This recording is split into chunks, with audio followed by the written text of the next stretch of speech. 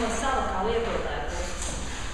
Respektīvi, tā ideja aug, un ideja, kamēr viņa aizaug līdz auglim, paiet zināms laiks, un ļoti daudz idejas izbeidzās vai šajā sēklas stadijā, vai šajā mazajā dīglīšu stadijā.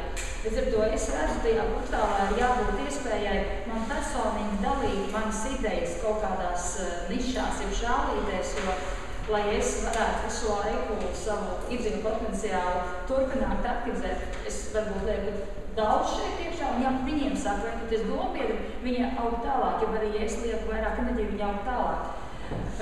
Līdz ar to varētu būt cilvēki, jā.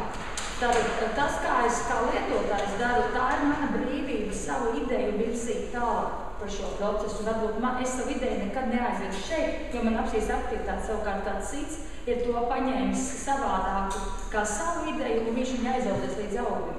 Ja tā kā tomēr ideja seko, ja cilvēks seko savai ideja, tad brīvība ir apzināta ideja audzēšana, pārvietošanas punkts, es to nosaku.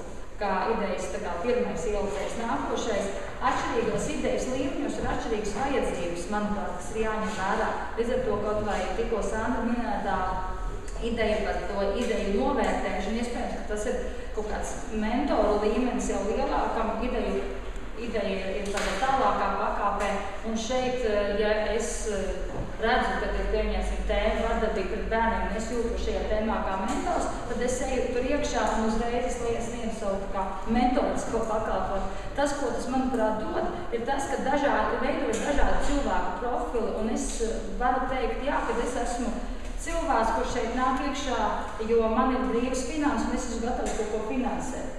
Ja es esmu cilvēks, kurš dod daudz sēklas, no kurām dažas aizaug. Ja tā kā es mēģinu veidot kaut kādu strukturētu ideju virzīšanos un tālāk arī cilvēku profilu veidošanās. Jā,